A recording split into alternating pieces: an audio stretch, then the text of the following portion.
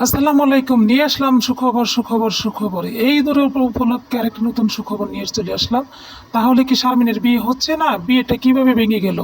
শারমিন কোথায় চলে যাচ্ছে? শারমিন কিন্তু বাইরে চলে যাচ্ছে, তাহলে বিয়েটা আর মনে হয় হবে না। এই ভিডিওতে সবকিছু শারমিনের মুখ থেকে জানতে পারবেন। আমরা ছোট থেকে বড় হয়েছি, আমার বাবা আমার আব্বুকে কখনো দেখি নাই কুরবানি দিতে। তো আমরা ছোটবেলা থেকেই এটাই দেখে আসছি, আমরা কখনোই কুরবানি দিই না, আমাদের কুরবানি দেওয়ার মতো অ্যাবিলিটি নাই। যে আমি পাসপোর্ট বানাইছি, প্লাস ইন্ডিয়ার ভিসা করার জন্য দিছিলাম।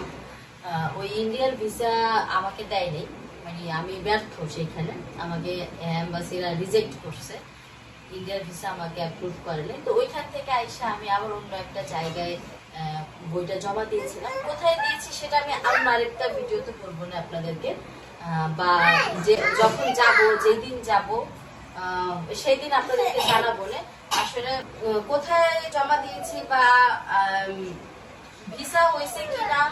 হ্যাঁ, ভিসা হয়ে গেছে, আমি বলে দিই, ভিসা হয়ে গেছে আমার ভিসা হয়ে গেছে। আমি রিসেন্টলি চলেও যাব।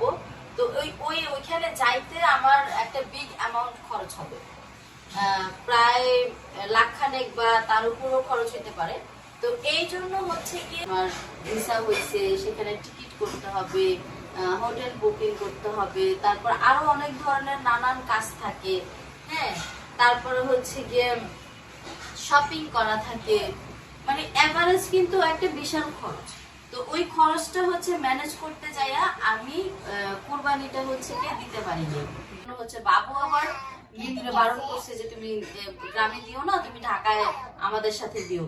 তো পরে যখন আমি ওরে বুঝাই বললাম ব্যাপারগুলো, যে দেখ ব্যাপারগুলো এইভাবে ভেবে হচ্ছে, আর ভাইয়ার কাছে এখন তো ওই পরিমাণে টাকা নেই, কারণ সবকিছু মিলে আমার মারও অনেক কষ্ট হয়েছে, দেখেন মার মন খারাপ। এক হচ্ছে ছেলের হাতের এই অবস্থা, আবার দুই হচ্ছে মা শুনছে যে আমি বাইরে যাব। তো সেটা নিয়ে হচ্ছে মার একটু মন খারাপ যে আমি একা একা এত একটা দূরে যাব।